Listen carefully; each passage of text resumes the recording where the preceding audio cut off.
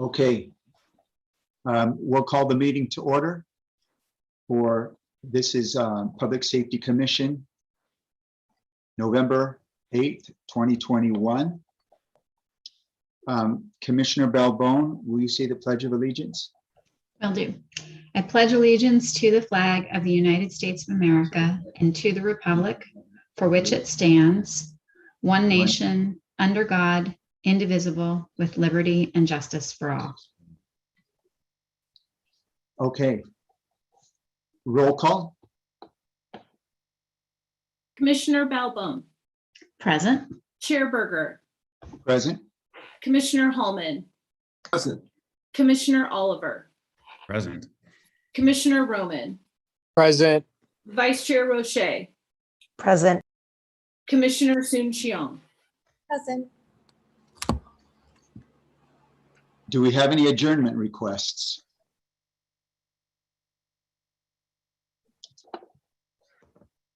Approval of the agenda? So moved. Second. Commissioner Balbone made the motion and Vice Chair Roche seconded. Commissioner Balbone, Aye. Chair Berger, Aye. Commissioner Hallman, Aye. Commissioner Oliver, Aye. Commissioner Roman, Aye. Vice Chair Roche, Aye. Commissioner Soon Cheong. Aye. Thank you. Approval of the minutes? So moved. Second. Moved by Vice Chair Roche and seconded by Commissioner Hallman. Commissioner Balbone, Aye. Chair Berger, Aye. Commissioner Hallman, Aye. Commissioner Oliver, Aye. Commissioner Roman, Aye. Vice Chair Roche, Aye. Commissioner Soon Cheong. Aye. Okay, public comments. Do we have Adam Darvish here with us this evening? He did sign up with me earlier today. Yeah, Mr. I'm Darvish? on. Okay. Okay, Commissioner you- Darvish, you will have 3 minutes. Okay, great. I'll make it quick. I'm Adam Darvish, a resident in West Hollywood. Good evening, Chair Berger and commissioners. I just wanted to express my satisfaction and tell you how impressed I am. I have attended or observed your commission meetings in the past and made comments, but the amazing work that you do, the agenda that you put together is really a support to all of the residents in West Hollywood, and just wanted to thank you for that. I'm calling to also make a comment on the work that the city is putting together through social services, and you as commissioners, you're involved in sort of services for homeless and homeless crisis and the behavioral health needs that they have. I've made comments about our police force responding to some situations in that case and MET, which is great, but I think we need added attention to this pandemic, especially with behavioral health crisis just increasing, and also the way I see it, a lot of cannabis stores around in our city that are opening, just overall homeless or non-homeless, may become users, and it could just escalate that behavioral health crisis in our city. So again, thank you for it. I'll stay engaged and involved. I know there's a lot of details going behind that, and I will definitely participate when there's the right time on the agenda. So thank you so much. Thank you, Adam Darvish. Do we have any more speakers? Chair Stephanie Harker has raised her hand. Okay, Stephanie, you have 3 minutes. Hi, Chair Berger. Hi, commissioners and staff. Stephanie Harker, City of West Hollywood. I just wanted to thank the sheriffs for their prompt response from one of our neighbors on Vista Street near Plummer Park the other night. About 1:30, I heard a car alarm going off, and usually it just means somebody bumped it. But I kept hearing it go off. And by the time I went out to take a look, my neighbors had called 911 and the response was prompt. Yay, thank you so much. And I believe they nabbed the suspect, suspect for either trying to steal a car or breaking into the car. Thank you for the great work. We're appreciative of everything that you do. Okay, thank you, Stephanie. Do we have any other public speakers? Okay, Stephanie, can you take the hand down? Hand icon is still up. Commissioner comments?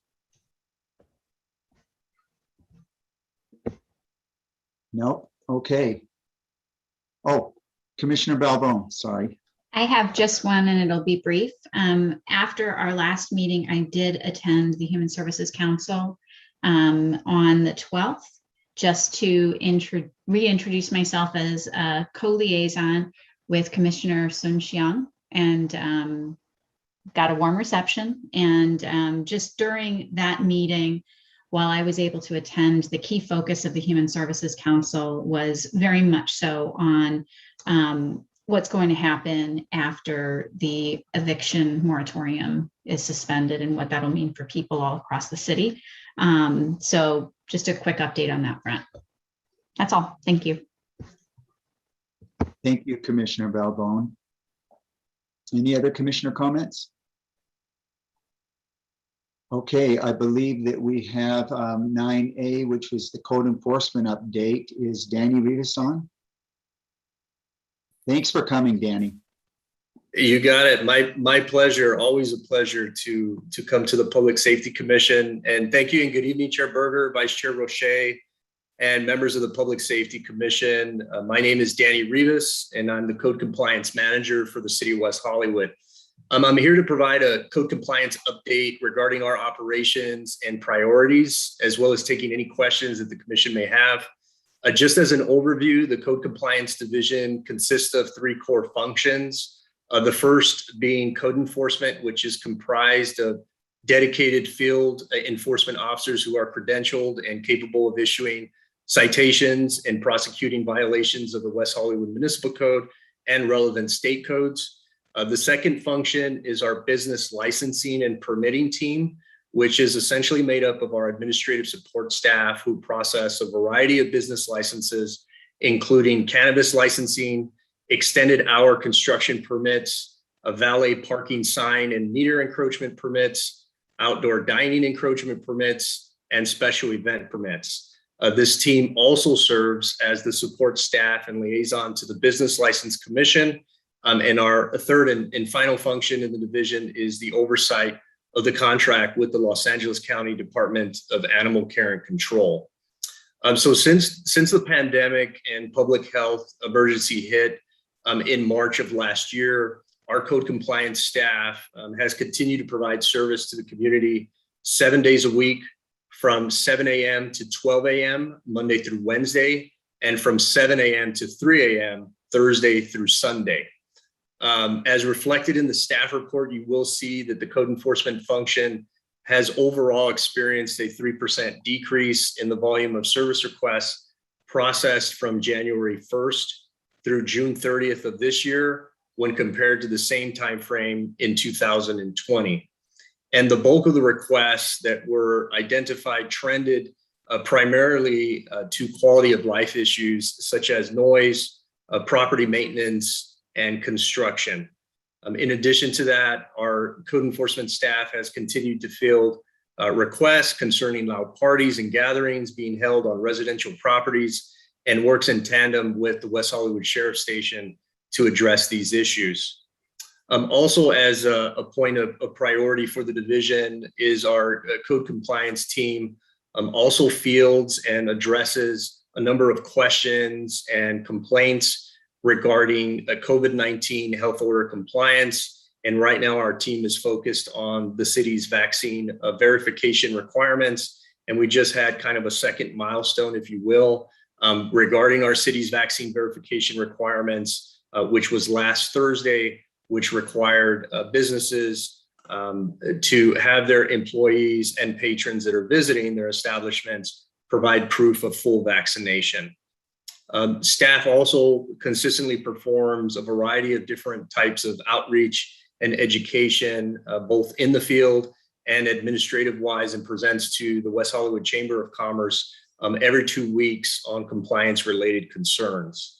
Some other items that are a priority for the division include the oversight of the vacant property registration and inspection program, presenting a monthly item before the Business License Commission regarding COVID-19, Los Angeles County public health orders and compliance efforts, developing and amending our West Hollywood Municipal Code to enhance the efficiency and effectiveness of compliance efforts, and implementing a new case management processing software system for the division, which has been an ongoing progress.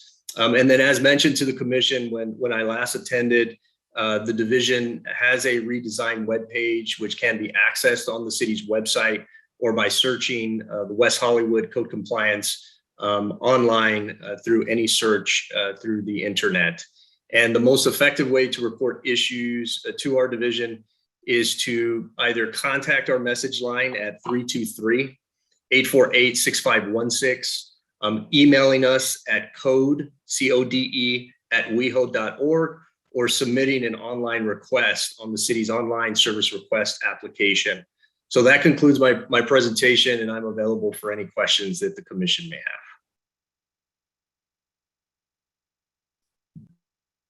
Any questions? Vice Chair Roche?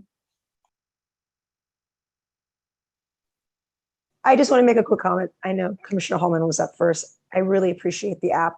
So that's it. Commissioner Holman? Thank you, Chair. Danny, always great to see you and to get updated reports. You spoke about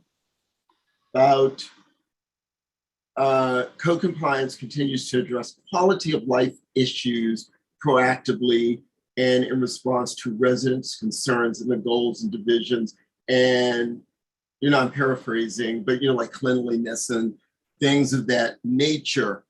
I struggle with the cleanliness at the Dillon, which I feel is the gateway into the city from the east side.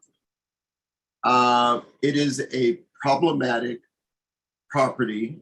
Their property maintenance, I feel, is not the best. And I'm wondering what's the solution here to hold, especially large properties like this, accountable. Yeah, thank you, Commissioner Holman, and absolutely, that is a gateway leading into the city, coming in from the east side of the community, and so one of the things that we can most certainly do is schedule to meet and have an office conference with the management and property ownership of this particular property. I know there have been some reoccurring issues that emerge every 6 months, or maybe even more frequent than that. And so it's a matter of us making sure that we're sitting down with them, providing them with the history of the compliance issues that we have addressed or that have been brought to our attention, and holding them accountable through our administrative enforcement process. And so this is something that I will most definitely follow up with our team and also be involved in terms of setting that office conference with the property ownership and management that's overseeing the property on site and addressing those concerns. And I just had one more. I think, we all live in the city and we're aware of bulk items that seem to find their way onto the street in the middle of the night. And I think sometimes it's because residents may not be aware of how these items can be picked up and removed.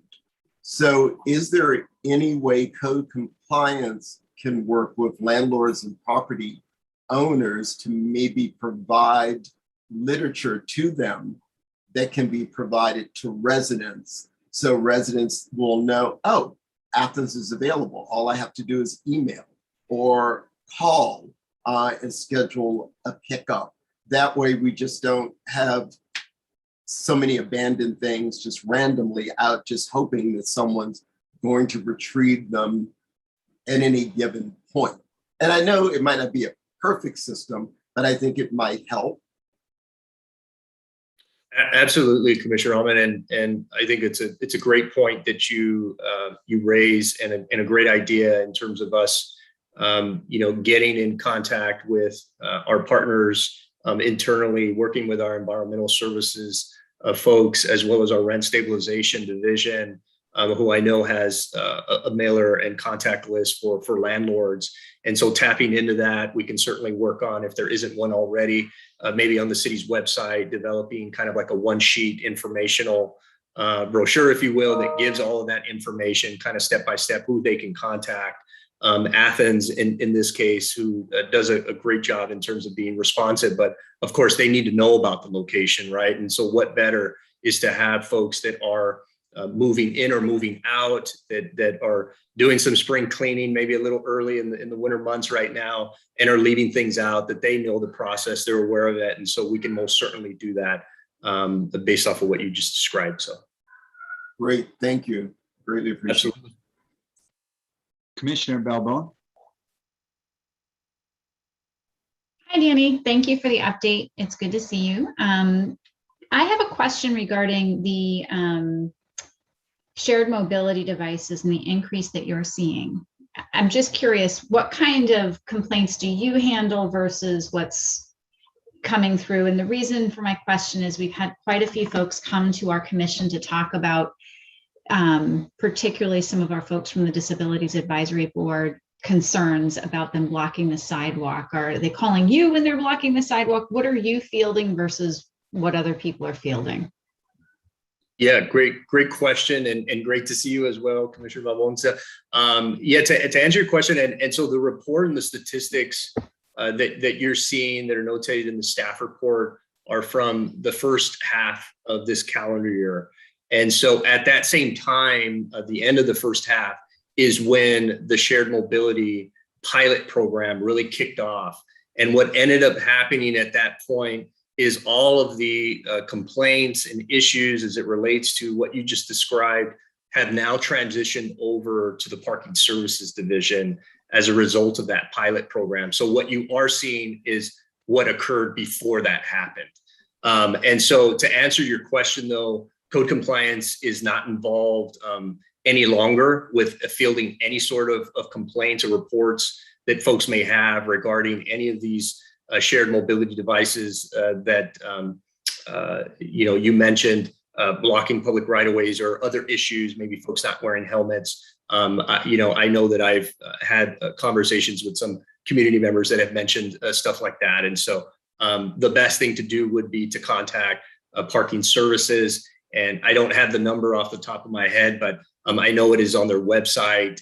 And what ends up happening is we have a contractor that will go out and respond and pick up these devices if they are blocking public right-of-way areas, and then placing them back into the areas that they're supposed to be, or out of any sort of impediment in the sidewalks or streets. And so that is kind of essentially how the program has been structured. And so, yes, that's a great point to make, though, as I'm looking too at the report and seeing that increase that's reflected there. But that is not something in the second half that you will see when we come back and return and give an update. You're going to see that either completely removed, or it's going to be a very, very minimal number, because that is no longer being fielded by our division. Thank you. And I guess the question that I have, and I know that you probably can't field this at this point, is I worry about some of our community members who can't navigate because one of those scooters is in their way. And like I said, we've heard this from the Disabilities Advisory Board, whether it's someone who's walking with a walker or in a chair. I understand we've got a contract relationship with someone to come and pick them up.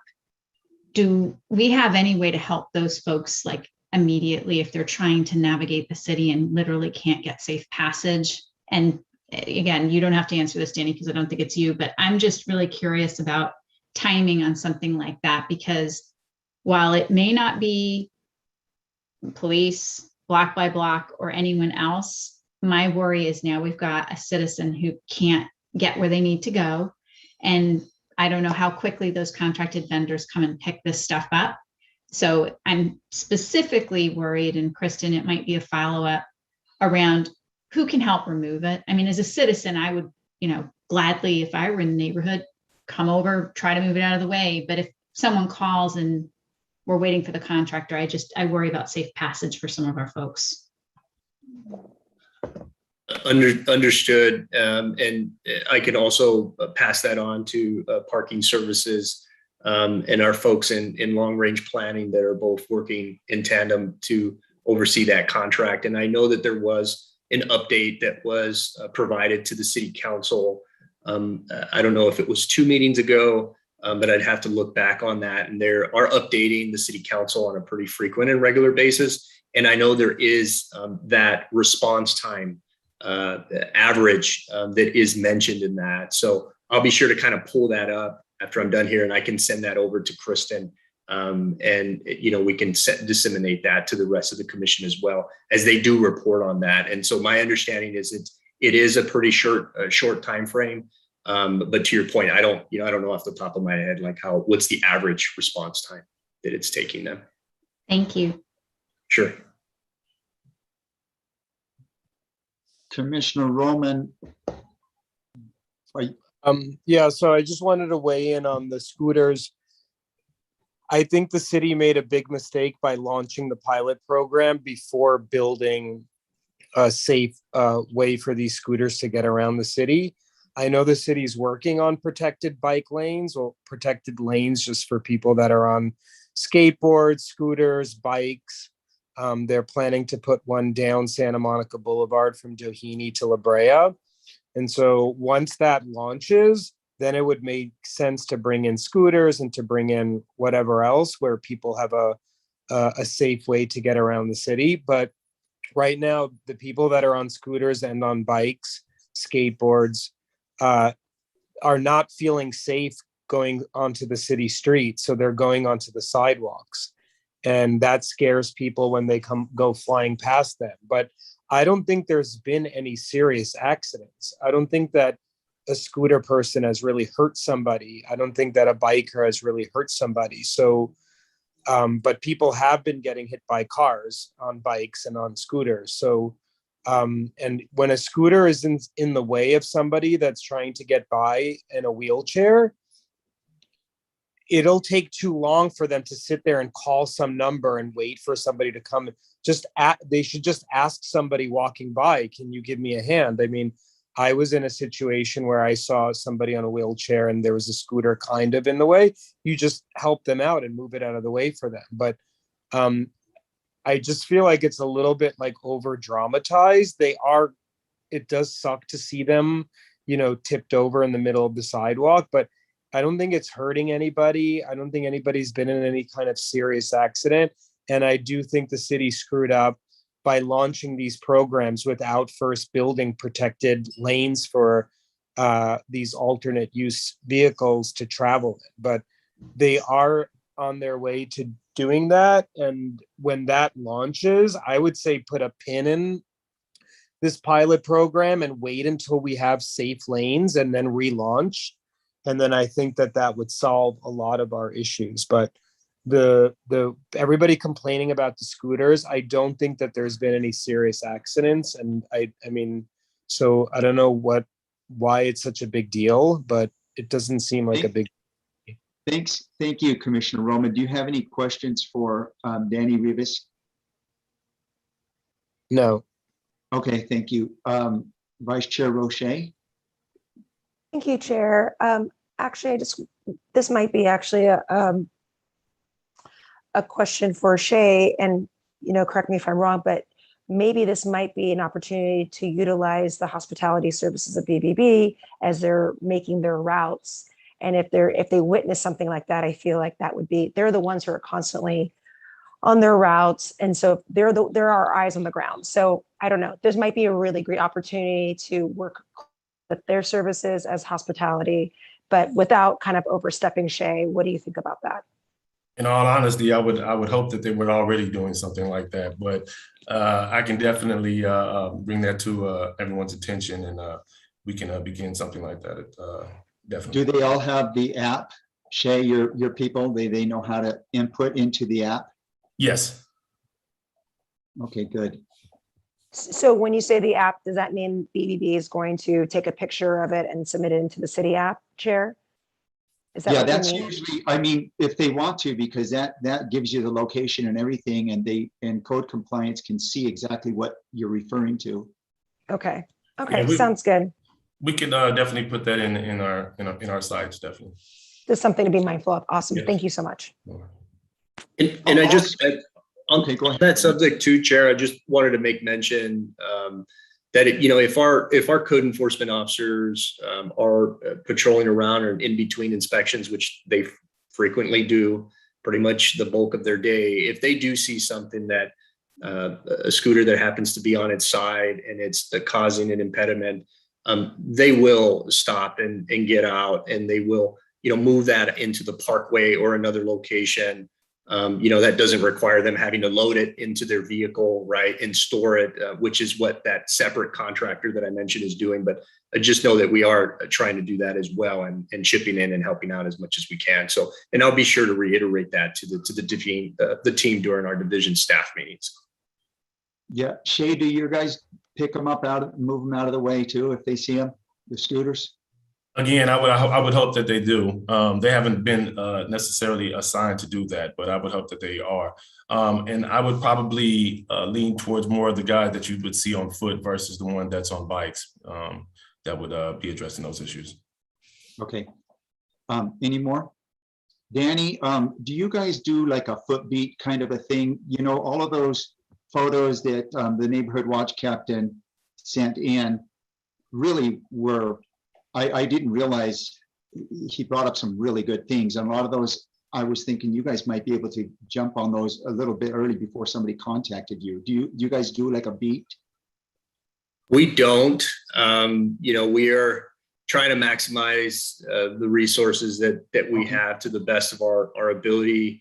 I will say though that we were typically out doing foot beat patrols on special event permits or major events, I should say. And not that we had a major event recently, but we had our Halloween activities. And so we had our entire team that was out kind of walking around. And I know that's separate from what you're mentioning, that the email came through. And so there has been progress and updates in terms of that.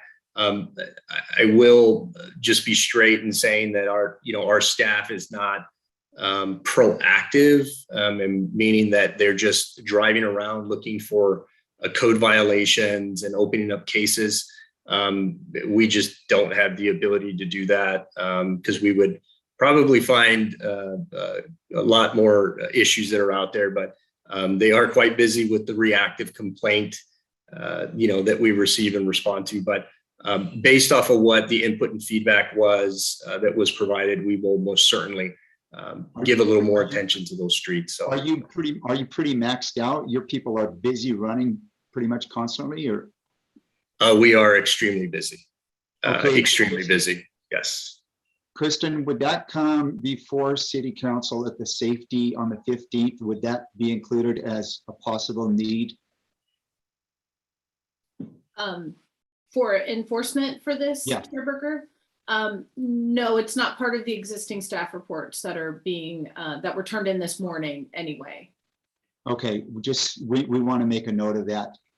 Commissioner Roche? Yeah, I will add it to my summary that I share with the mayor and council members in the morning. I'll make sure that it's in there. Thanks. Just quick.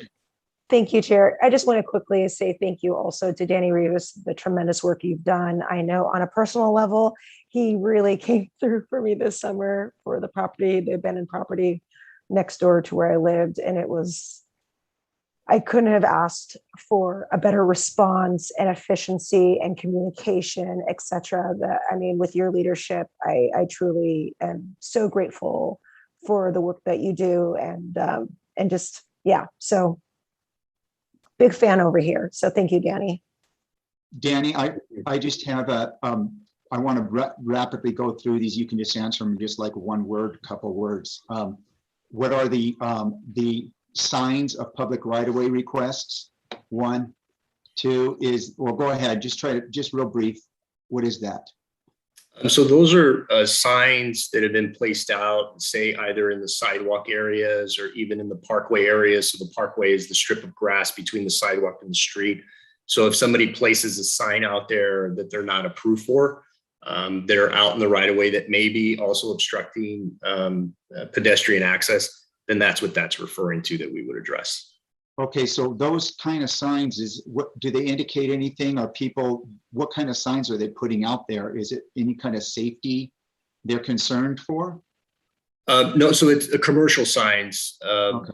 Most of them are commercial signs, but we also have real estate signs that get put out as well. Okay, over the weekend. Your 350% increase on sewer problems, is that, what is that? Second here to look. That's just, yeah, it does say 350 because it is 350, but we went from two requests to nine requests. So that could be more than likely either commercial or residential, that we receive a complaint from residents saying that they're smelling something or they're seeing seepage out into the streets. Okay. And so that would be that. The main thing I'm looking for is like things that are on the street. Okay, the last one is you had an increase on 25 non-compliant citations of the 387 that were issued. One is, are you guys enforcing the smoking, the secondhand smoke? Is that, and are any of those part of that group? Where are you looking at? Are you looking at the administrative citations? We have 387 citations issued, 87% increase. And then 25 of those, it appears that they were non-compliant. So you had to address those again. Is how I take it. I did. Yeah, I don't see that where it states that, but to answer your question, yeah, it could be a situation where somebody obviously is consistently not complying with us. I mean, I would have to dive in that deeper. To answer your question in terms of the smoke-free housing ordinance, which I think is what you were referring to, my knowledge, we have not issued any citations as of yet concerning that, and we just had that trigger partially in terms of the ordinance in July of this year, but the major milestone won't come into play until 2023. So there's still some time there for that to take and impact the existing units. Okay, thank you, Danny. Any other questions? Thank you for coming, Danny. We always appreciate it. Thank you, and thank you, Vice Chair. Okay. Report from the fire department. Captain Smith or Chief Smith? Chief Drew Smith? Report from the fire department.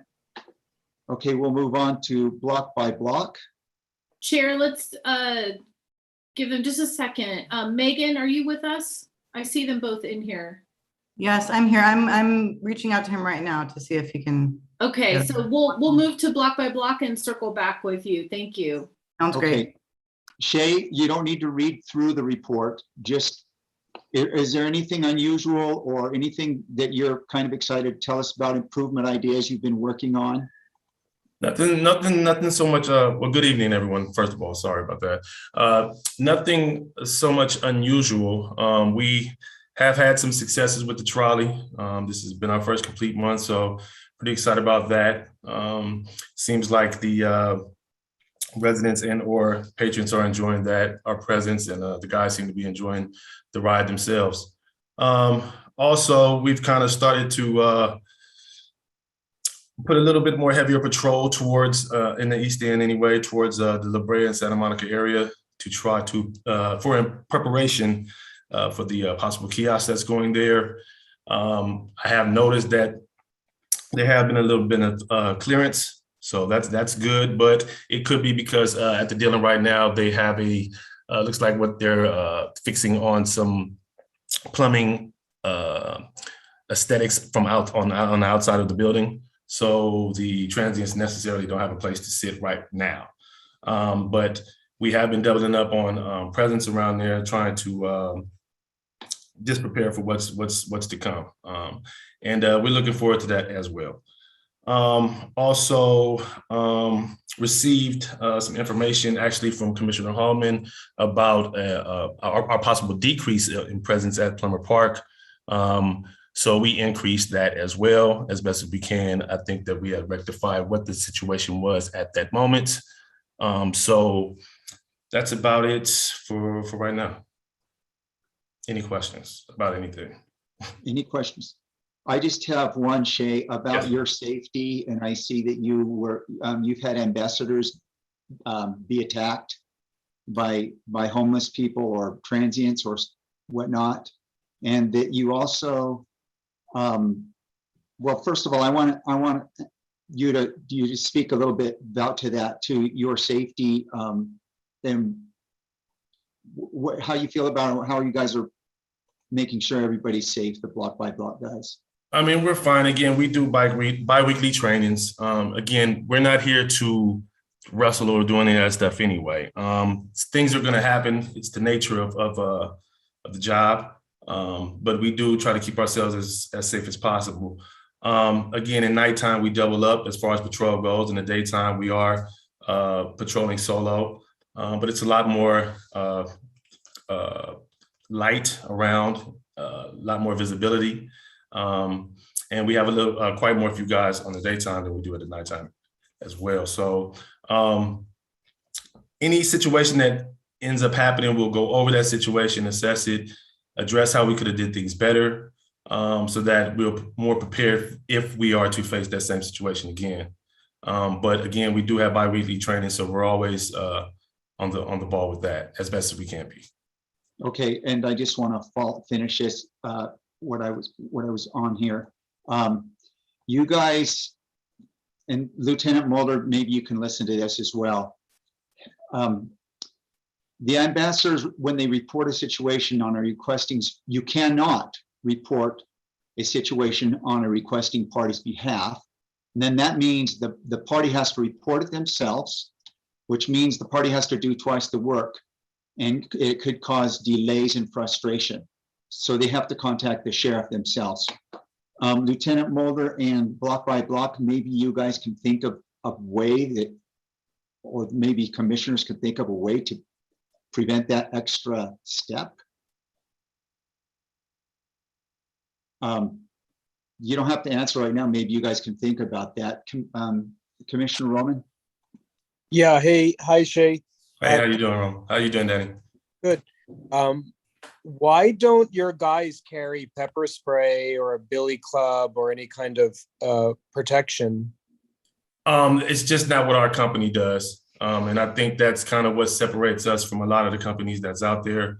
Again, we're here to just inform.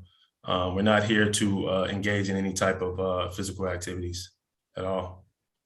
I mean, if they're getting attacked, it'd be good to have some pepper spray or something to defend themselves. But and I also wanted to say that I absolutely love the guy Caesar who works for you. He's really great. He comes by, he always checks up. He's like very involved in the homeless people that are coming through the city, and he's just a really great guy. I appreciate it. To address the attacks again, it's very minimal when that's happening. So it doesn't happen often, you know. We've been doing fairly well for the few years that I've been out here, and I've only had a couple of cases, and that's been since the pandemic. So we're doing all right with what we're doing, but I do understand your concerns for that. I appreciate it. Okay, thank you, Commissioner Roman. No more comments. Okay, thank you, block by block. Yes, sir. Thank you. Steve Smith, the fire department, are you there? We're here. Sorry about that delay. I was on another call. We have a little fire weather coming in potentially Wednesday, Thursday, Friday. So I was talking to the National Weather Service to look at some risk analysis for that. So for West Hollywood, just wanted to say thank you, West Hollywood, for supporting your fire department. Your fire family is doing well.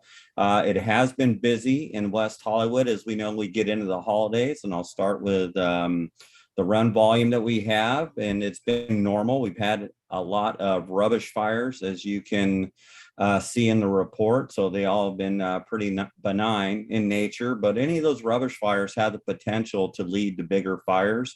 And so our fire station 7 and 8 they're very cognizant of those elements because how tight spaced the buildings are down there, types of construction. So just something for everybody to be aware of. Those rubbish fires, even though they are small in nature and what we've been successful in putting out and keeping them small. And that's the great efforts of your local fire department there. But we do know that we are actively patrolling and have our eyes open when we're out in the streets so we can make a quick attack on those fires to keep them small. So it's concerning to me, to be quite frank, on the amount of rubbish fires, because they do lead to, once again, potential other problems, and that's concerning to us. Just looking at Halloween. Halloween was successful in our eyes. We upstaffed and we had normal call volume. As you know, we've always been busier and we've always been slower, so nothing monumental on Halloween. But I also wanted to hit on the LA Marathon, and it was a great success. We were in Los Angeles City Fire Department, and so myself, Lieutenant Mulder, Lieutenant C2, and the law team and your fire team were in unified command with LA City Fire. We had a phenomenal unified presence there with a great plan in place. So on our side, I'll speak for fire and I'll dip my toe in the water for law. It went really well for our agencies and what we were able to accomplish in that big marathon machine, if you will. So we're very happy with that. And we're looking at some best practice, and we're also looking at enhancing what we're going to do when it comes around in March. So we'll have continued discussions on that. I talked to Megan, and she is here, of course, and she's still looking at how CERT is going to be revived, if you will. So we're still looking for a rollout plan for CERT. So that is to be continued on CERT. Is there any questions for fire? No. Another thing, we've had in the past, CPR training and various things that services that you guys do.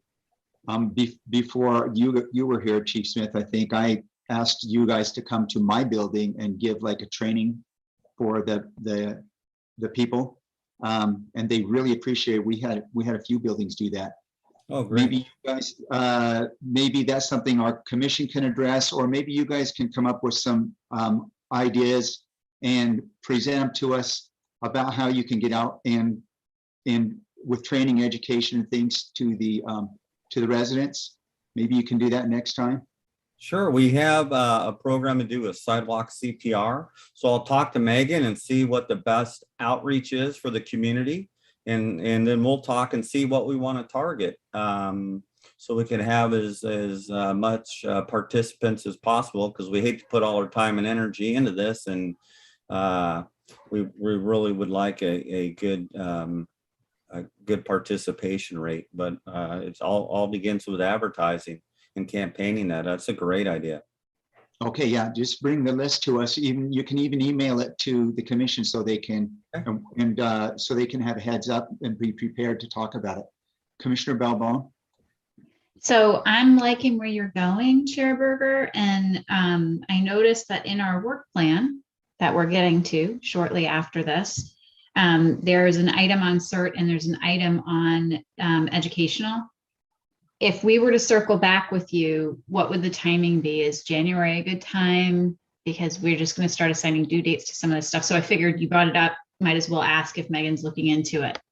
Yeah, well, Megan is on it, so we can look at those time frames if we think that it's if January is a good time frame for us, we could look after the first part of the year to see when we can do a rollout, what's gonna best meet the needs. Absolutely. It's whatever works for you guys. We can make it work whenever. So if you reach out to me, I can make it happen. And just a COVID caveat, as much as we can do this outside would be preferable at this point, especially in the winter, we're expecting an uptick in cases.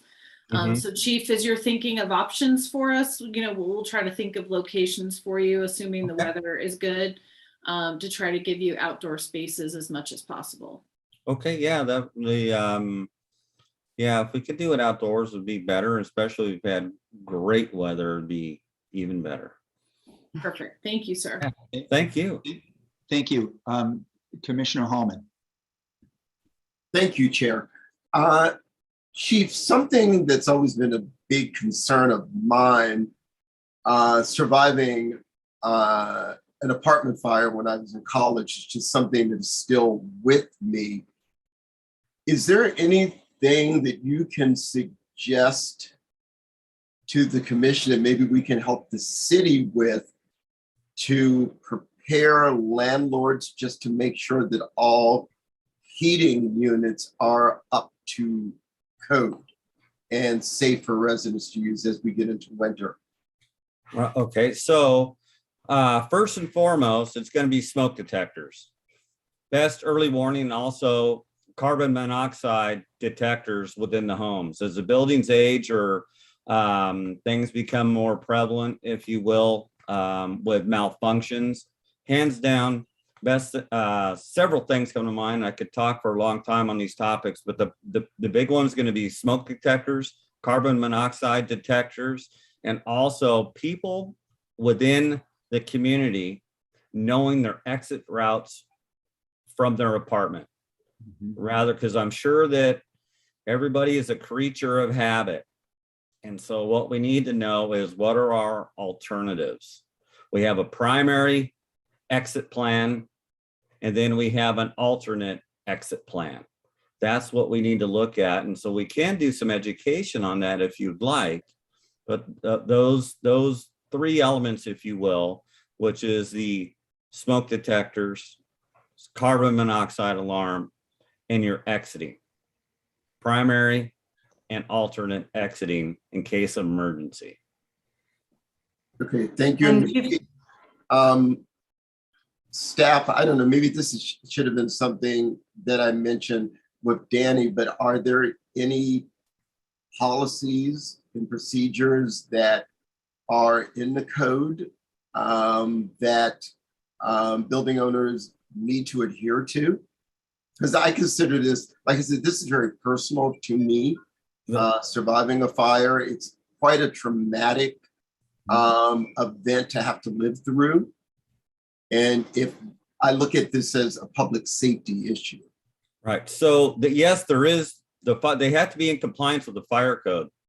And whether you own your home and or if you're a renter or you're a building owner, there is the fire code, which is incorporating whether or not your building needs to be sprinklers, how your exiting needs to be labeled, how it needs to be lit, the improvements that are go on in a house, that it goes through the correct building requirements to meet the intent of the fire code. So there is those laws, if you will, in the fire code that is in place that building owners have to adhere to. And Commissioner Holman, I'll add that code compliance does have an inspection program. I will say it's mostly large buildings and rental units. It's much harder for owners to be inspected on a regular basis, but code does check for smoke detectors, I know in particular, a couple times a year. Okay, I would just love to know if there are any updated reports or how frequently this is done, when the last time it was done, again, as we start to get into the cold weather months. I will check with Danny and we'll follow up via email to all of you. Okay, great. Thank you. Thank you, Captain.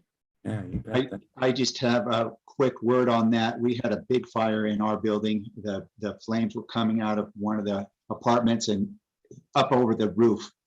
And we heard it. So if you ever hear anything, I just heard something breaking get up. It was like 4 a.m. And then we moved. Me and another guy just started yelling for everybody to get out. And we put it out ourselves. There were several of us that had fire extinguishers already. The problems we had is we did not all know where the fire extinguishers were. You want to walk around, know where they are, know how to use them, and then also know your neighbors. A lot of, when they came, when the fire department came, they said, if you can do a buddy system with your neighbors, because some of them stayed asleep. And a lot of them says, so-and-so has my key to my apartment, you do yours. And they all agreed that if anything like that happened, they could come in and wake them up. So that's just something real quick. And we got that fire out before the fire department got there, and it saved the building. Okay, Commissioner Hallman, you have your hand up still? Oh, sorry. I need to lower my hand. Thank you, Chair. Okay, anybody else? Okay, let's move on to the sheriff's report. Lieutenant Mulder? Hi, good evening, Chair, Vice Chair, Commissioner, staff, and members of our community. I know that we have our station volunteer, Richard Best, on, and you guys had him come to make some comments. So if Richard, you're there, and it is the pleasure of the chair, Richard can go first. Thank you, Richard Best, for coming. Richard Best, you are putting so much work, and you are we see you out there all the time. Thank you for all you do. Well, thank Can you you very give much. us a little bit of an update? Yes, absolutely. Let me share my screen real quick and show you a quick presentation that I put together. And share. There we go. I'm going to ask those 5 questions we've been hearing for the last how many months. Can you see my screen? Yeah. Excellent. Great. So what I want to do is just do a quick review of the social media channels that the sheriff's station uses. I've been doing this since 2013, trained by the sheriff department and working with a number of the captains during that whole time.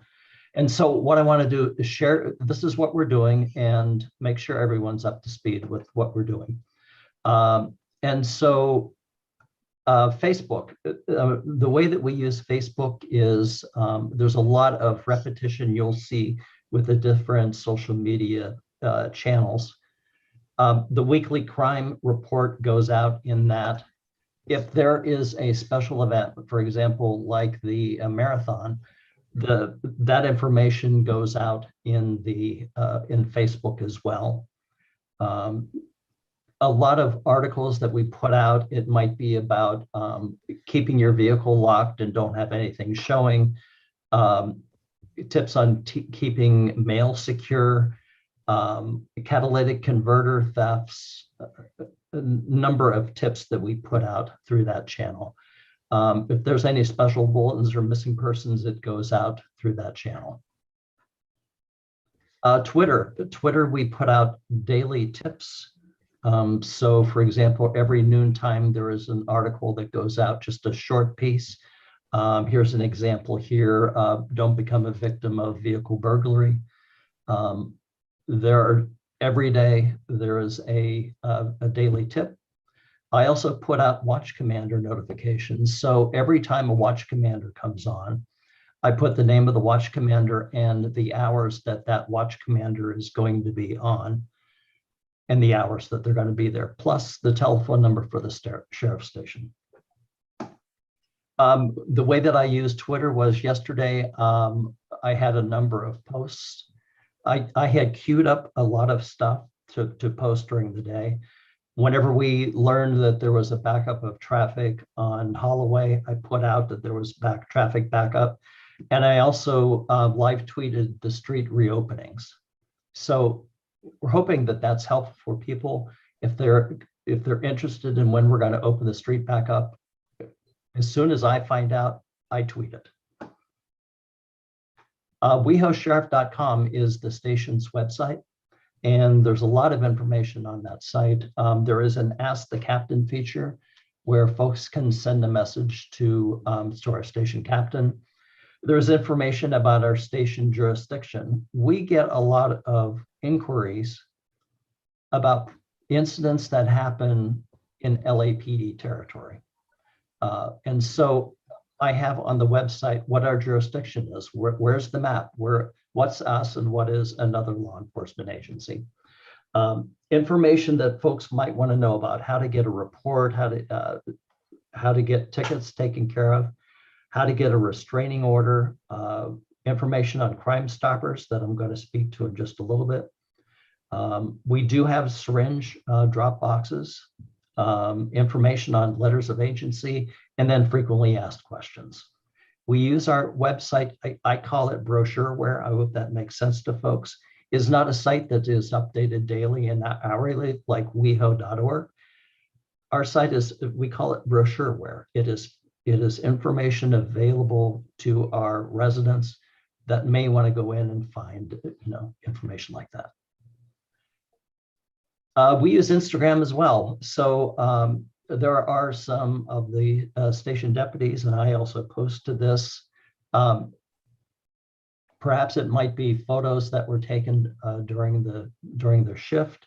Recently, there was an arrest of a suspect that had a number of stolen items. So they did a post on Instagram that was a great story to tell. Nextdoor. So on the Nextdoor channel, I post the weekly crime report, fraud alerts.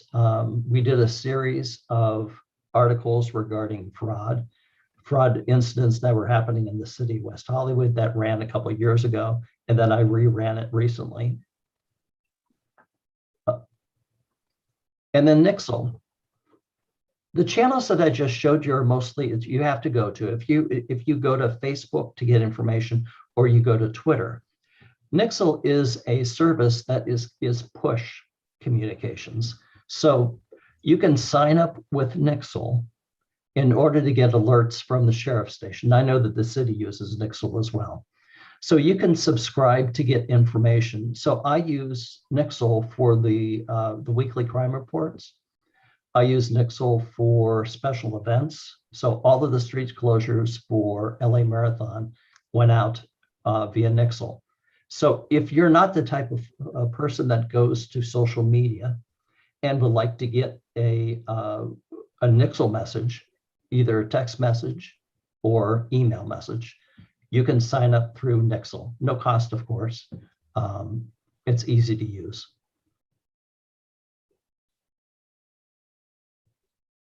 And then this is a new slide. So Kristen, if you need a copy of this, I could give it to you.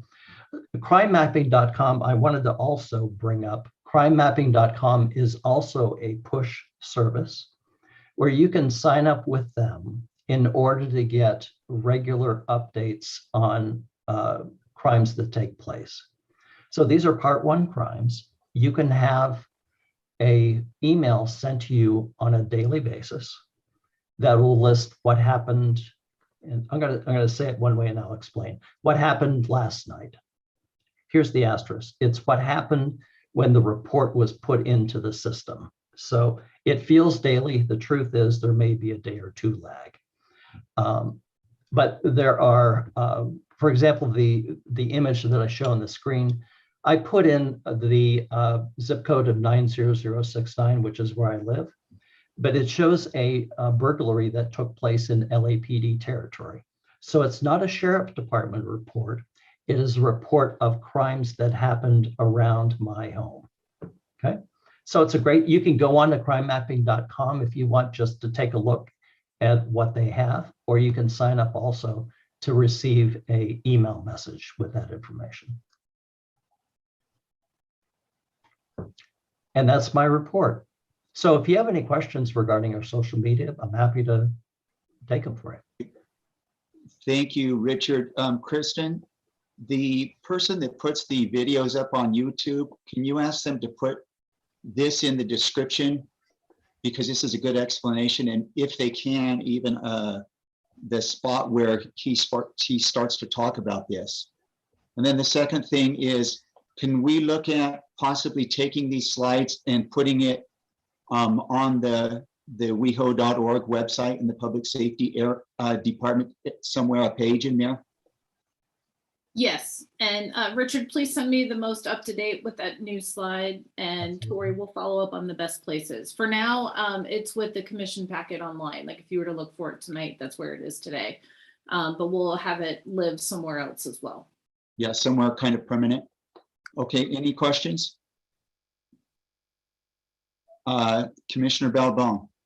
So I just have a quick question, Richard. I know that recently I reached out to Kristen with an item that I had seen on social media, and what I'd heard is that the city had already scanned and reacted to it. And I'm just curious, is that your team as well, not only publishing content, but scanning the internet for content that relates to public safety in the city of West Hollywood and people posting concerns that may not be reaching the actual department?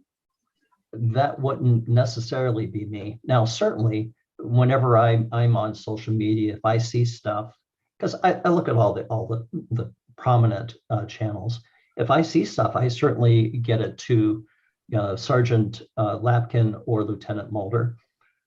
I'm not the primary on that, however. Lieutenant Mulder can speak to the stuff that goes on behind the scenes that I don't have visibility to. Okay. Thank you. You bet. And Commissioner Balbon, the city does have software that scans for us as well and flags certain words, or if somebody says at WeHo City in a post. And so those do pop up for us fairly quickly, and the communication staff share that with the station if it's law enforcement related or the proper department. Excellent. Thank you. Thank you. Thank you, Richard, for coming. You bet. Thank you very much. Lieutenant Mulder. Yes, Chair. So, and thank you, Richard. A great presentation. And to anybody that's interested in being a volunteer at the station, contact Richard to get some information about it. It's a wonderful program. We couldn't do all the things we do at West Hollywood Station without our volunteer family. And they have, over the years, have done so much work on behalf of the station, the community. We really, really, really appreciate all their work. And especially Richard, he taking care of all their social media and so many other things also at the station that Richard oversees. So we appreciate him. So getting to our report for October of 2021, Part 1 crime was up 28% with 189 incidents when compared to October of 2020 with 147 incidents. And I've mentioned this at most of the most recent meetings, but for context, March and April of 2020 were the record lowest number of Part 1 crimes in the city's history. And last year, we had some of the lowest rates of Part 1 crimes.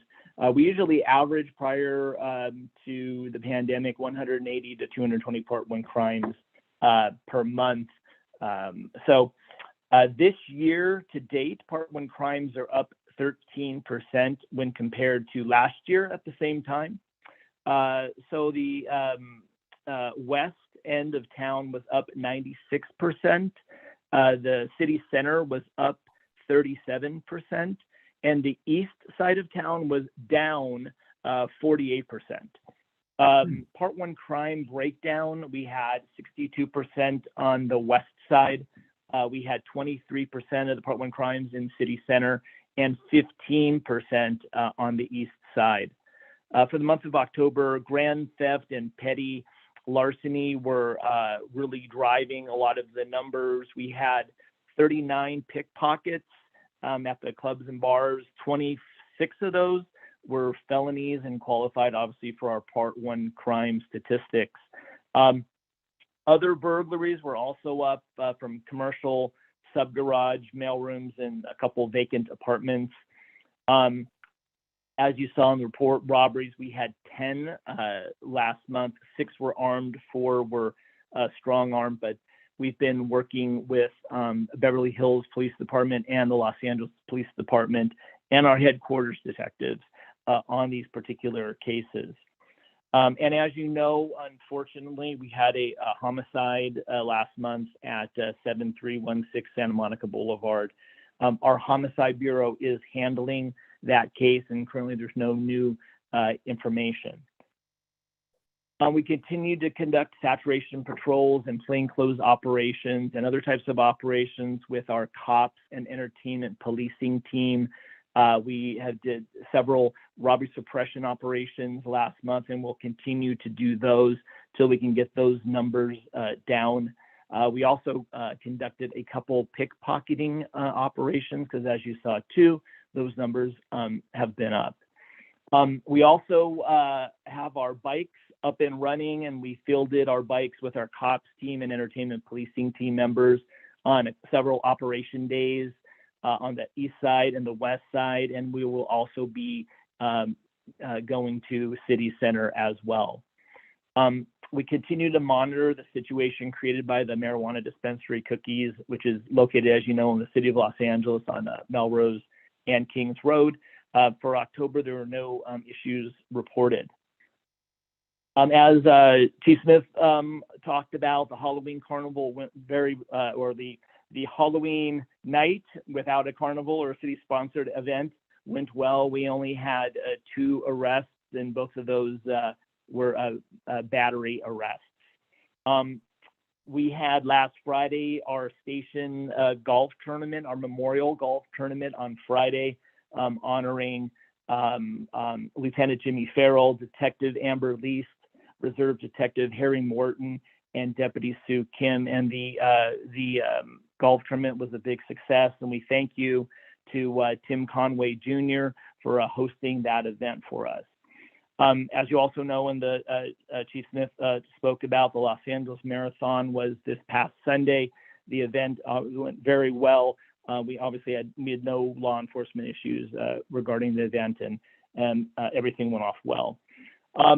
We will be having a sheriff's town hall meeting with Sheriff Villanueva on Tuesday, November 16th from 6 p.m. to 8 p.m. at the One Hotel. The event will also be live streamed on Facebook.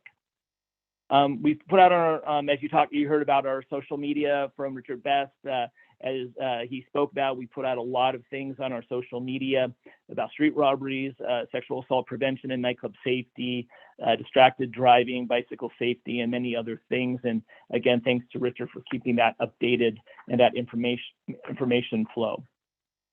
And as you know, the Sheriff's Department is working with the Center for Policing Equity and the study. Most of the information has been already forwarded to them for their first 30-day test to see what kind of information we can provide them, and then how they'll go about the study, then requesting the full 5 years of information.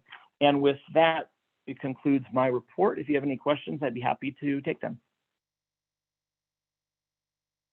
I have one quick one. The armed crimes, looks like that's kind of unusually up. I try to go on and listen to the live reports, but I haven't gone on very recently. But there was the clearance rate.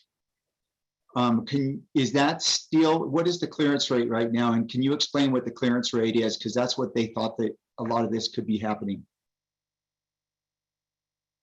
Oh, so in terms of your question, what were you looking at? That was you said live. You said live? There was the armed was at 6. The armed robberies was it 6? That seemed unusual to me. We don't usually have those. We usually have like 1 or 2.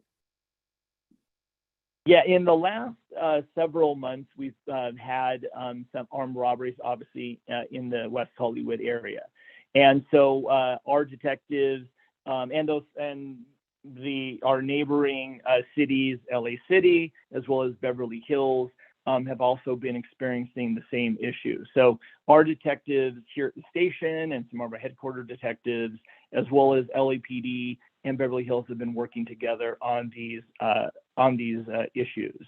So, and then at the station level, our cops team and entertainment policing team have been running different operations also to address this issue, both plainclothes type operations and other type of saturation patrol operations. Okay, thank you. Anybody and in terms else? Of the clearance? Commissioner Oliver. Hey, Lieutenant Mulder. Thank you for that in-depth report. I just wanted to see if you had any insight as to the rise in crime on the west side of the city. And also, I only see here the comparison to 2020, which obviously is a little difficult to compare this year to, but do you have any insight into, what's going on the west side of the city and how the level of crime relates to years prior to 2020? So yeah, the level of crime on the west side, as you can see from the report, there were total like 39 pickpockets, 26 were felonies, which qualify for the Part 1 crime reporting, which as you see there, which is a pretty big chunk. That's more than 25% of the total crime for the city was just those felony pickpockets. So I think certainly with the reopening, as more people are coming out and so forth, then we'll also have criminal element coming out to target people. And so I think that's kind of what we're seeing happening. And so with some of these certain areas, with the pickpocketing, with robberies, and then with the burglaries, we're developing different plans to address those. And as you saw too, a lot of that is happening on the west side of town. Commissioner Balbo.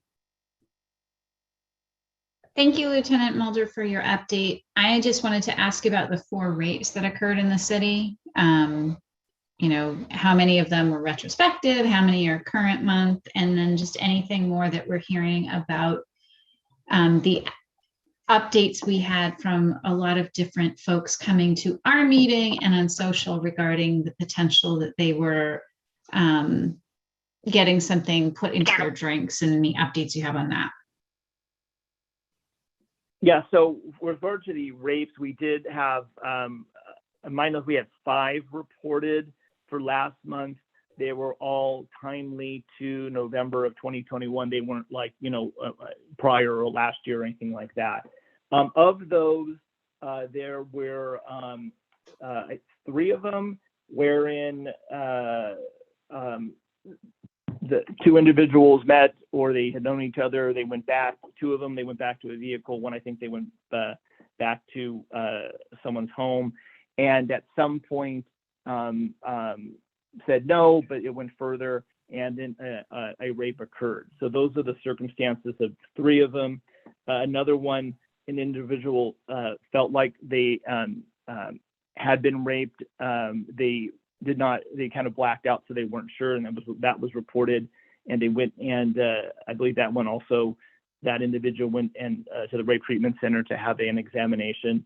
And then the other one was a situation, started out as a consensual situation, and then use of a condom came up, but the one individual didn't want to use a condom, and this kept going without the other person's consent. And then with regard to the drink spiking situation, we are still working in that. We've done a couple operations dealing with that, but we have others coming up. And unfortunately, that's all I can say about that at the moment. Thank you. And it's concerning. And one of the things that might be good to see is,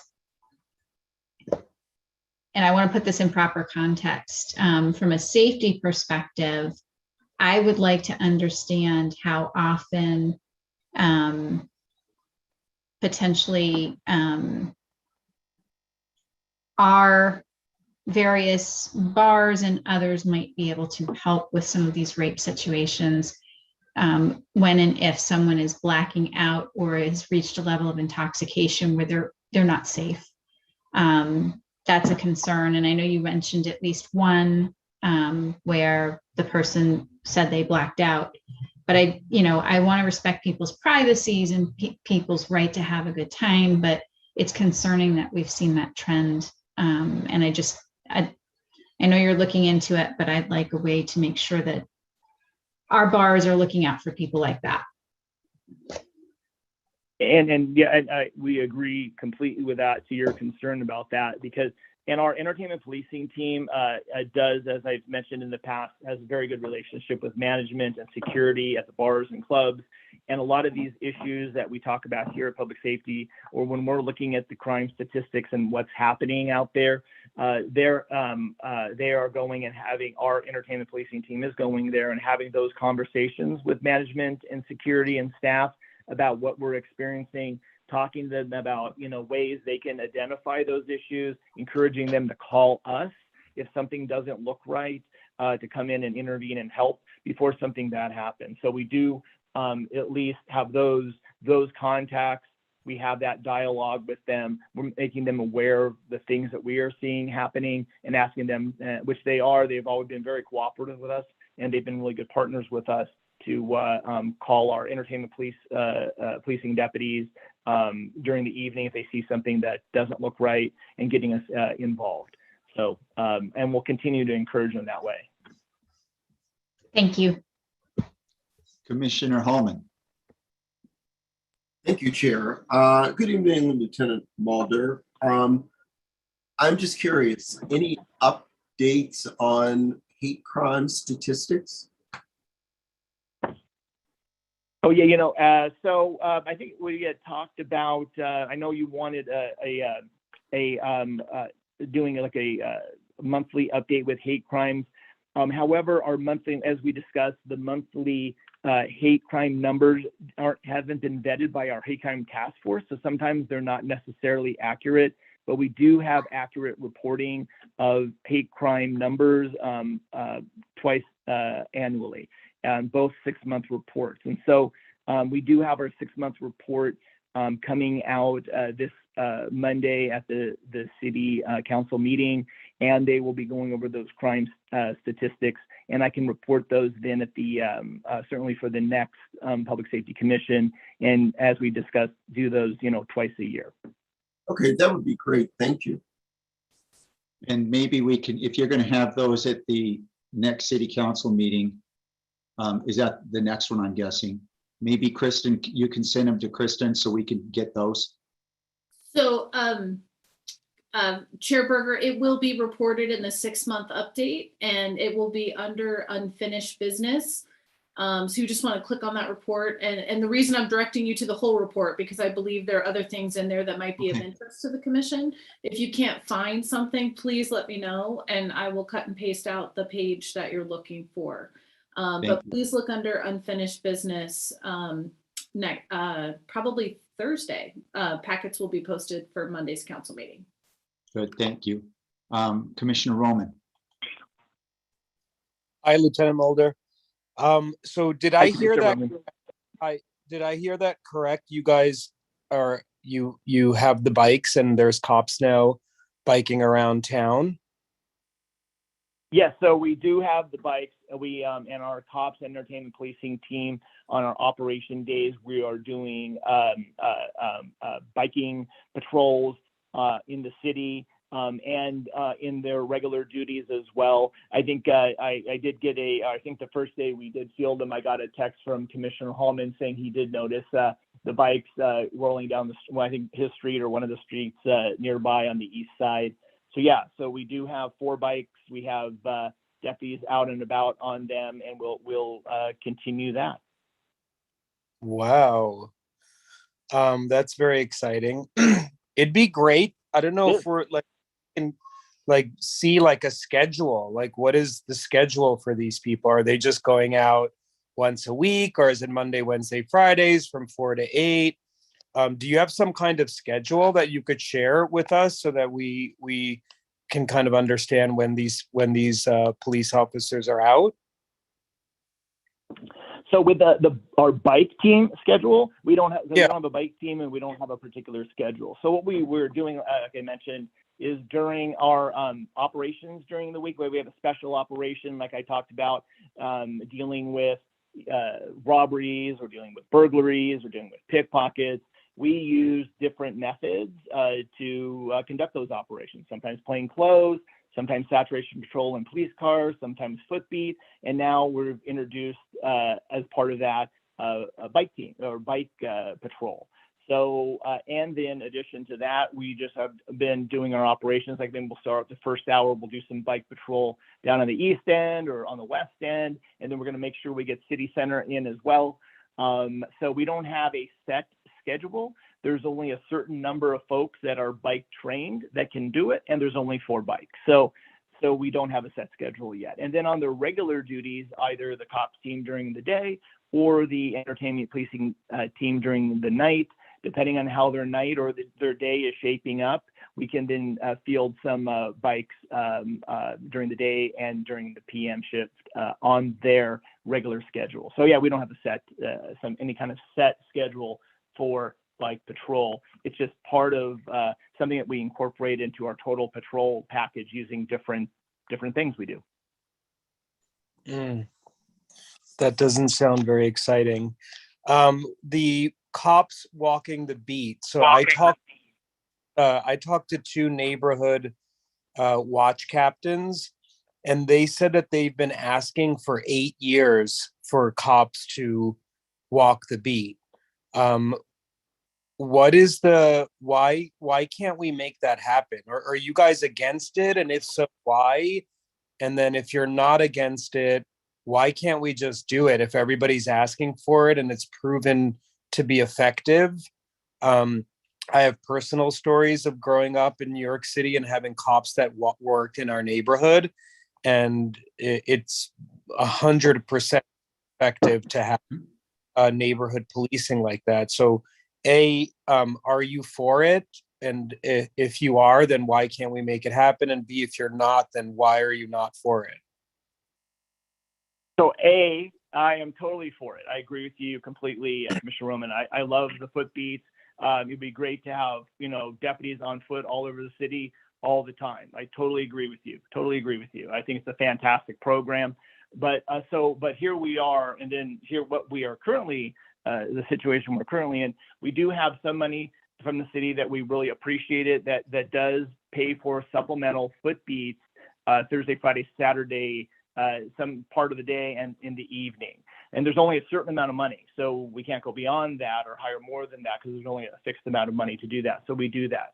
But if you're talking about like having fixed foot beats where we have, as to your point earlier about the bikes scheduled, so we have deputies that are dedicated to foot beat, it's like regular patrol, but not in a car, then that's, again, we talked about that, I think last month, that's something that you can recommend to the city council to maybe add to the contract, that specific foot beat deputies, throughout the city, east side, west side, center city, that cover whatever hours and whatever days you think is appropriate. And I would certainly recommend, every day for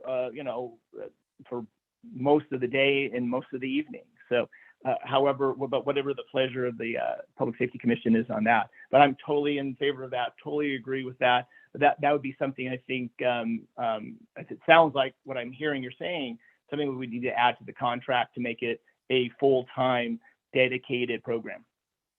And we had a big, long discussion about that 4-hour one. Everybody weighed in on that whole foot beat. I don't want to rehash it. Go ahead, Commissioner Roman. Well, no, I'm not for hiring more police. I'm for just distributing. So let's say it's a Monday and you have 10 police officers working the town.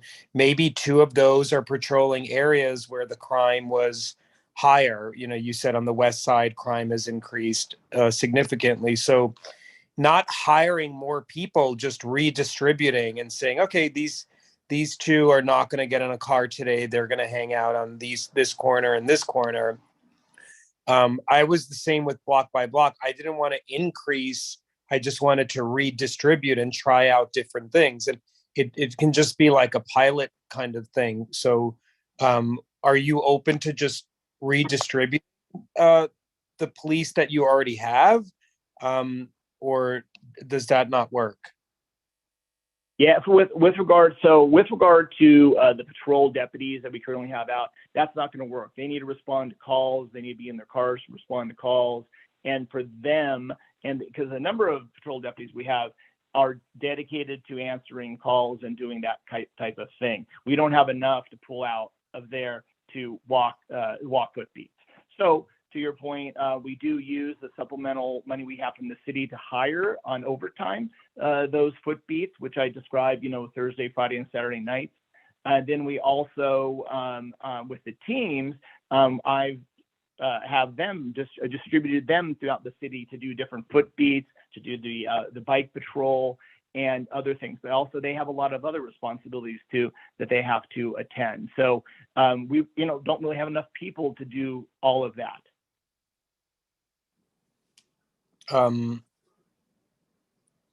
Okay, well, that's why it hasn't happened in 8 years. Okay, Vice Chair Roche. Thank you, Chair. Good evening, Lieutenant Mulder. I have a question Good evening, about, Commissioner. hi, I'm sorry I have to go back to unfortunate, the conversation around the rape incidences, but I am trying to get an idea because we have a work plan. We have an item on our work plan that I think it pertains to. So by any chance, do you know the genders of those who reported? Is it a variety of genders? Is there a majority of one particular gender? I don't know if there's any consistency. Yeah, would you want me to go through you and give you the gender breakdown? Actually, we can do it offline, but if you have that information, Okay. I would love to get it, unless others on this commission would like to know.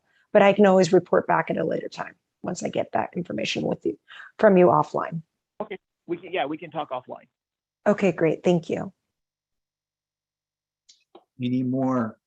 Okay, Commissioner Hallman. Yes, thank you, Chair. I'm sorry, I just want to circle back to beat patrol.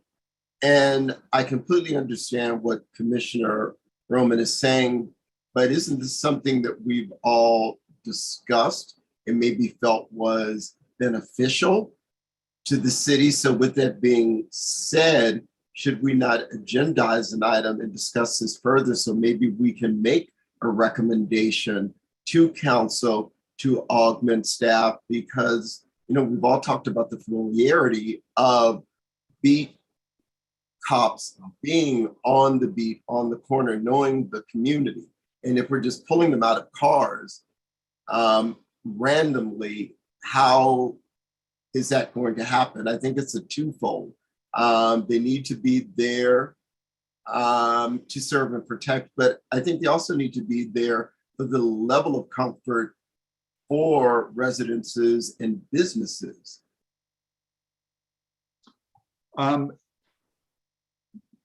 Kristen, we have a big discussion in the minutes. You can see it, the 2 meetings back, the 4-hour meeting on this.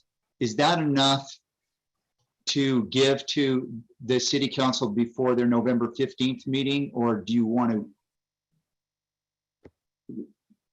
A couple items, Chair, and thank you all for your thoughts. I do want to say that we do have some staffing that is on foot. Our park patrols, we have special foot patrols, east side, west side, that are done with overtime funds, with supplemental funding. And I know that's not what you all are talking about. And I have spoken with Commissioner Roman. It sounds like as a child, he had a lot of fun trying to escape that officer on the corner. So I get that. I kind of visualize what you're talking about.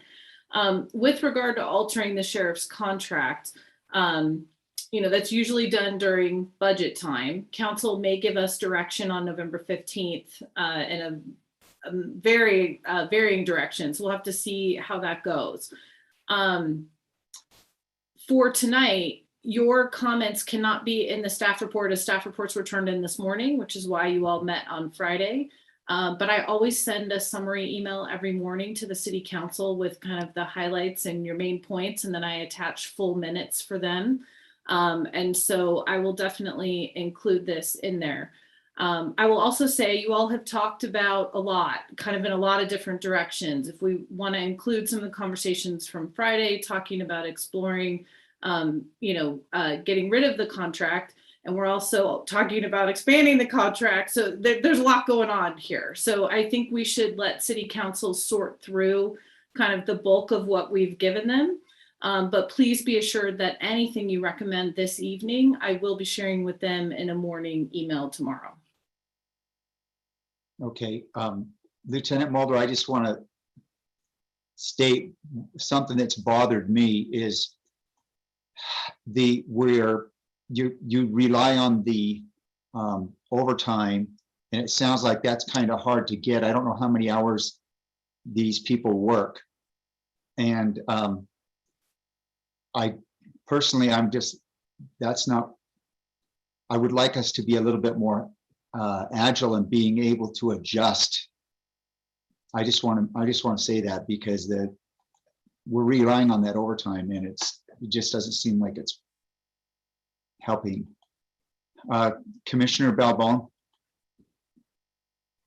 So along the lines of some of the recommendations that I think we're making and what we've said, I don't know that I find them to be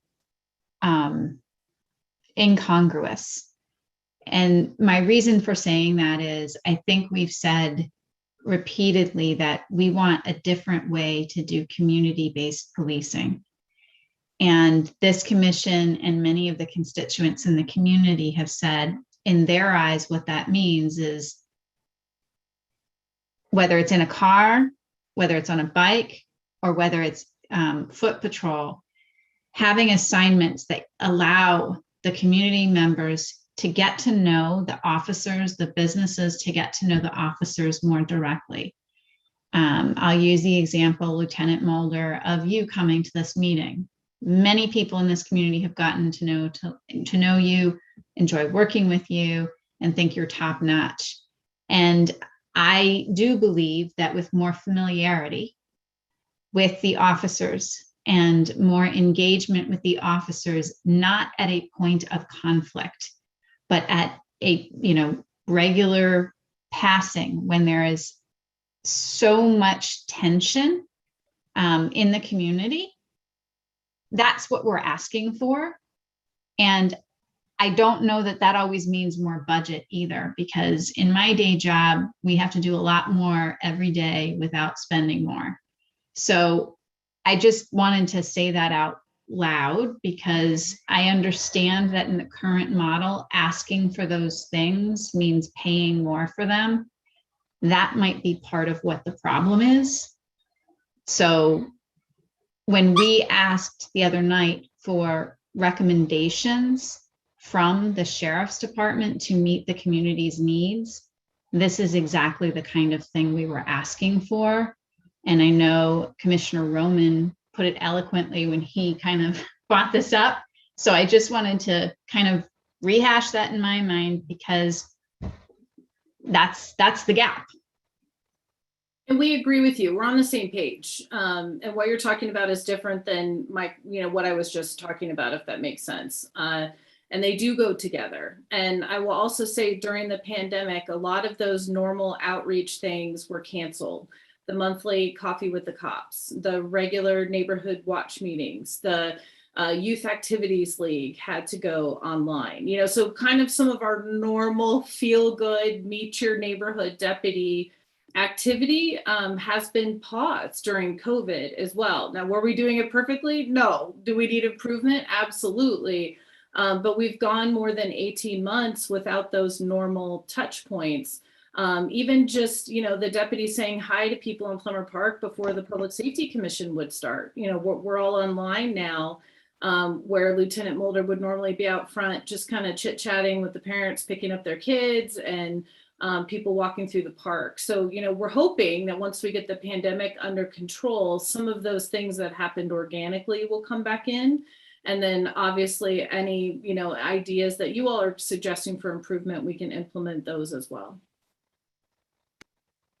Commissioner Oliver. On that note, when can we not just move this commission into in person? Because I do think that the online format is a barrier to us. I don't want to say, I don't think we work as well together online as we could in person. It's not a natural interaction. You know, businesses across the city are open. We've deemed that safe.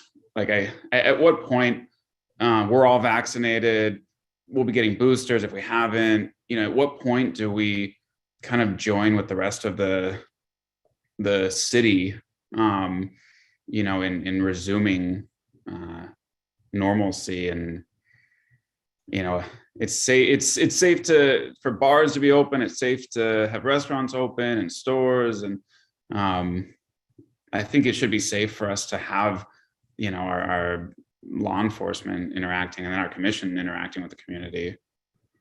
So the plan is to get council going in person and hybrid. We've had one successful one that had to go back to virtual. I believe the next step is for planning commission and rent stabilization. You actually pass policy to get those up and running again.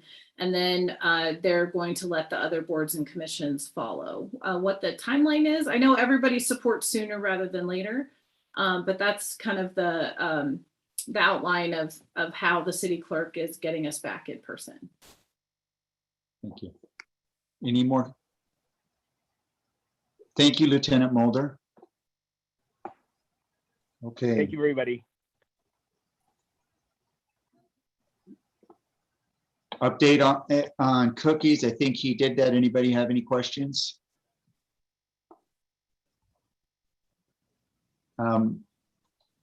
Reimagining police. No Anybody? update on that this evening. Okay. And so we are to the work plan. So let's start on the work plan. Does everybody seen the work plan? Does anybody have anything to add or subtract from that work plan?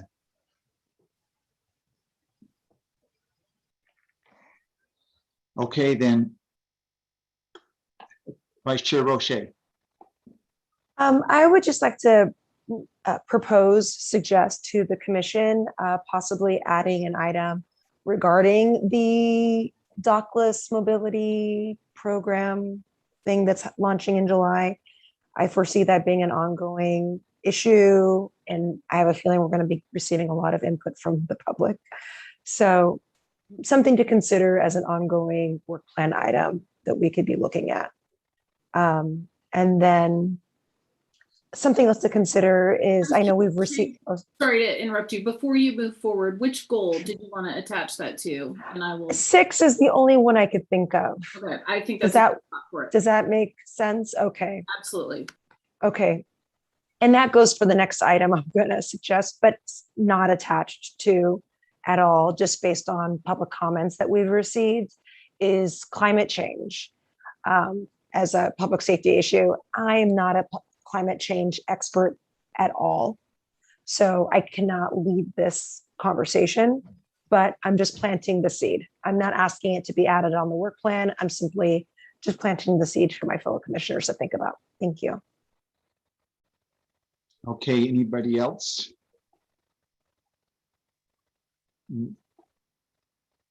Commissioner Oliver? I do need you all to vote on this evening is the request from the Women's Advisory Board to form a subcommittee. I did speak with Larissa, their staff liaison. We could do this with just our liaison, Vice Chair Roche, and you could pick another person, or you could vote in support of their request to form a subcommittee. You know, either way, we'll get the work done for you, but we staff defer to you commissioners on how you'd like to handle that. Okay, let's go. Commissioner Oliver, can you hold on a second? We'll address this right now. Do you all want to weigh in on that? Is Vice Chair Roche as the liaison good enough, or do we need to have like another member go with her? And this is goal 4, number 4, just for your reference as you're looking at your packets. Okay. I think that it's a good idea to have 2 people from our commission. We don't have to have a standing committee. necessarily, and maybe we could try a, without doing the standing committee and everything, and them to meet that way. And Commissioner Balbon? So I want to compliment Vice Chair Roche on the question that she asked Lieutenant Mulder, because I do think that we should absolutely do a subcommittee with the Women's Advisory Board regarding safety for the women in the city. What I also want to know is some of the recent sexual assaults and rapes may or may not have been just the women of the city. So I think we should proceed with the WAB, and I think that that should be Vice Chair Roche and anyone else who's interested in joining. But I don't think we should stop there and assume that it is only an issue for the females of our city. I'd like to get some of that data back and ensure that we incorporate whatever we have coming back from Lieutenant Mulder into the work plan as well. So I say we move on this, but we don't stop until we understand a little bit more of the dynamics, and then take another step if we need to. Okay, so do we have another person that would like to volunteer to be on this subcommittee with Vice Chair Roche? I'll gladly volunteer. Okay, Commissioner Balbon, thank you. I think this is really important. That WAB, they really have put together some good things. So, okay, go ahead, Vice Chair Roche. To Commissioner Balbon's point, it's also one of the reasons why I elected to be the liaison on the Lesbian Gay Advisory Board, for this very reason, in case the numbers come out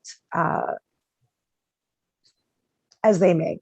And I will be happy. I'll happily report back. And thank you for joining me in this cause, Commissioner Balbon. Thank you, Commissioner Oliver. So on goal number 5, Commissioner, I'm so sorry, Chair Berger, we need a quick vote if we're going to move to the next topic with Commissioner Oliver on the WAB. So let me take just a quick roll call to support. Actually, can we have a motion and a second, please, to support forming a subcommittee with the WAB? And then I, as staff, will fill out the proper paperwork with the city clerk. So moved. Thank you, Commissioner Oliver. Second. Thank you, Commissioner Hallman. Okay, Commissioner Balbon. Aye. Chair Berger. Aye. Commissioner Hallman. Aye. Commissioner Oliver. Aye. Commissioner Roman. Aye. Vice Chair Roche. Aye. Commissioner Soon-Shiong. Aye. Thank you. Sorry about that, Commissioner Oliver. Oh, good. Goal number 5, I would add to that, since it seems like the intention is helping residents access public safety, to make it a goal. Like I have undocumented residents and visitors to the city in mind, but basically an effort to help people feel comfortable accessing public safety agencies and needs who may otherwise feel uncomfortable interacting with said agencies. So I don't know exactly how that would, I don't want to limit, like, 'cause there may be other groups or communities that would be appropriate or we need to talk about, but I'd like to add that in there.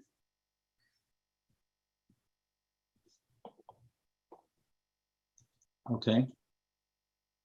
Does anybody? I second. Okay. Do we need a consensus? Does anybody oppose that? I just have a point of clarification for Commissioner Oliver. It looks I might be really confused, but I feel like what you just said falls under the item in that's currently listed in item 5. Or is it different? I was reading what's listed currently and it feels like it's similar to what you just said, but I could be misreading that and Yeah, misunderstanding it completely. under the Goal number 5, you mean that the goal or the task? or sorry, the first the task that is listed under goal 5.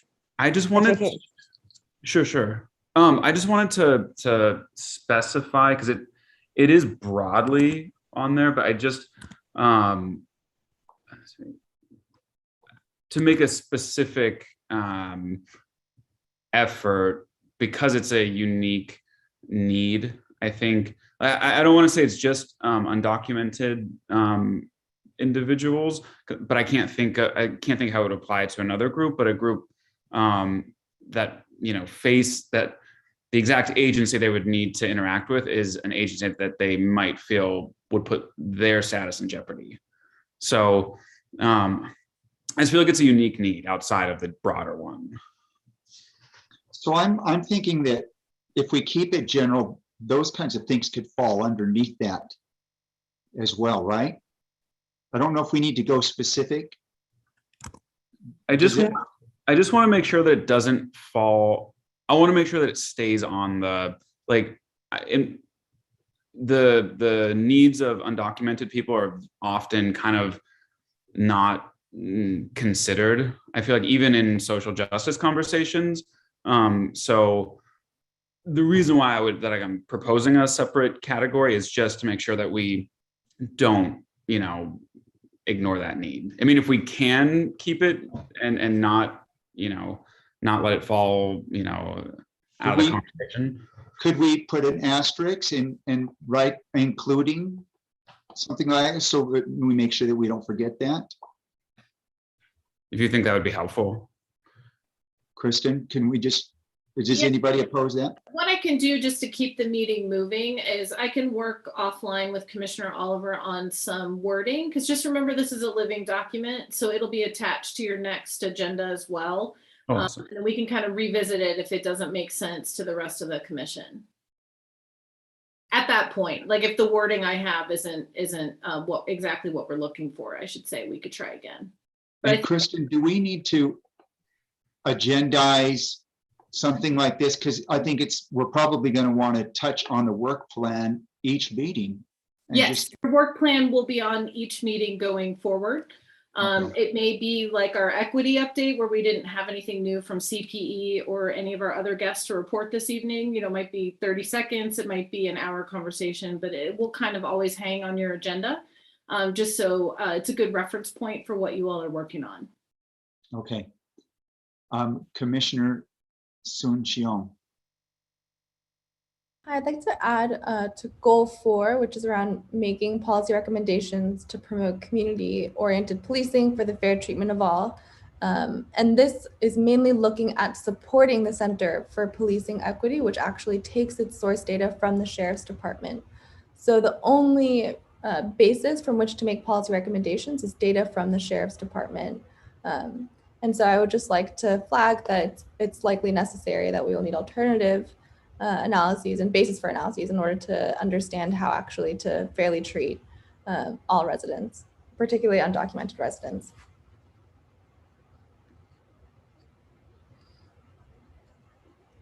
Okay. Do we need to get a consensus on that, Kristen, or can we just add that? No. Anybody oppose that? We can add that. And again, I'll work with Commissioner Sun Cheong to make sure I properly represent her thought. But we talked on Friday about identifying research partners, for the future. And I think that goes along with your conversation on Friday as well. And it definitely fits this goal. Okay, thank you. Commissioner Balbo. So I really liked the direction that Commissioner Oliver was going in representing vulnerable populations. And in addition to people who are immigrants, I'd like to add sex workers. We have a history of having a problem potentially with people preying on sex workers in our city. And I think that whatever we do, what Commissioner Oliver called out is we have to be sensitive to the fact that there are people who will be hesitant. And we need to figure out ways to make it easier for them to reach us and for us to reach them. So I'd just like to add that population because it's needed. So whatever wording you come up with, Commissioner Oliver, in working with Kristen, I just ask that that be a consideration as well, because your thought is an excellent one. Thank you. I would kind of like to mention too, the unhoused people. I think a lot of times we forget the safety of them. So maybe we could put that on there as well. Anybody else? Okay, that's good with the work plan. Items from staff? We've covered both. Just a reminder about Monday's city council meeting and Tuesday's town hall with the sheriff, if anyone is interested in attending or watching online. Okay. Do we have any more public comments? Chair, I have no additional speakers. So at this time, I'd ask if we do have one raised hand. Yola Dore.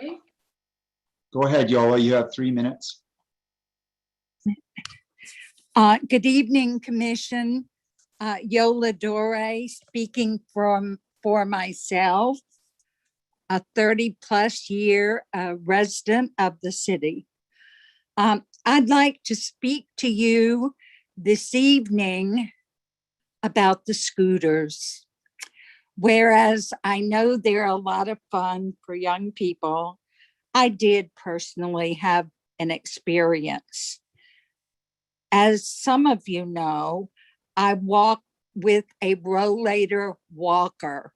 It is my wheels, I call it, my wheels. Unfortunately, when I was going down the sidewalk, walking to my favorite TJ's, one of those scooters came along and almost made me part of the sidewalk. Well, I'm sorry, but that is not acceptable. The person never slowed down. There was no one there to help me had I fallen. And then that person on that scooter had the mendacity to block the right of way to where I was going. Lucky for me, I was not in a wheelchair and could work my way around to access the crosswalk. It's happening. No one is taking care of it. So it is a big problem and a huge problem for many persons with disabilities. That needs to be addressed. And the second issue, please, if there's time, boots on the ground.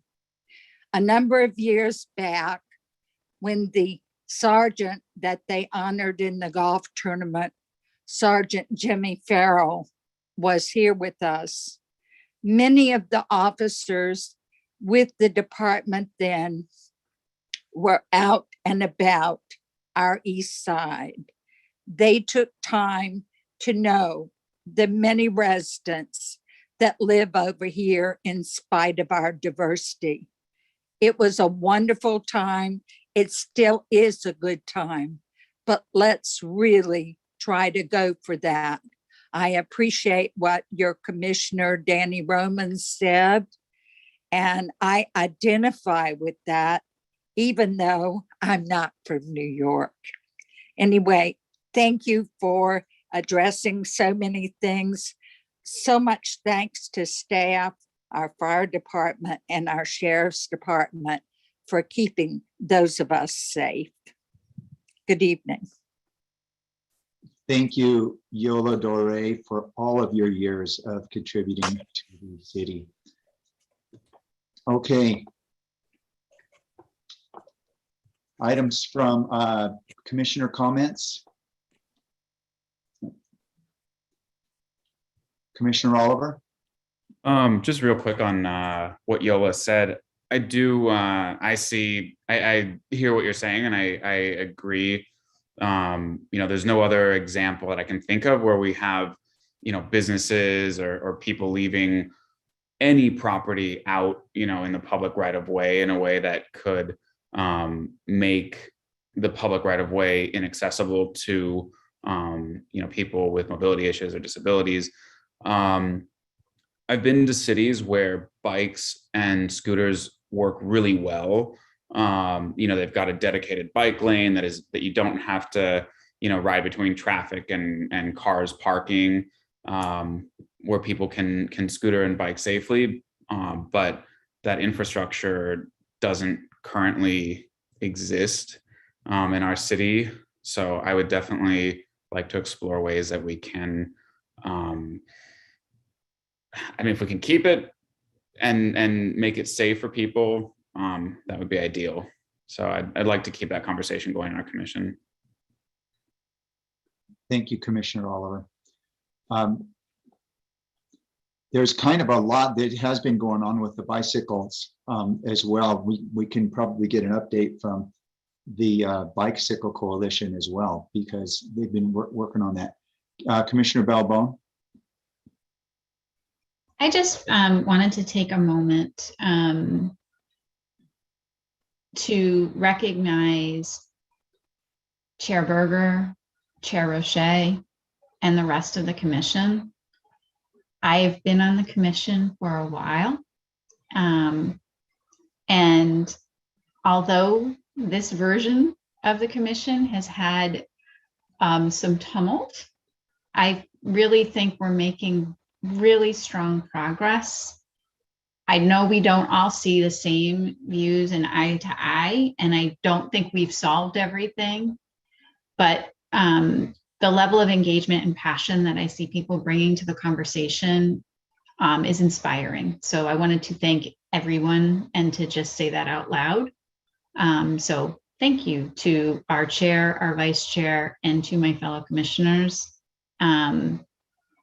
This has been really rewarding the last few weeks, even though it's been very busy and a lot of time. So thank you.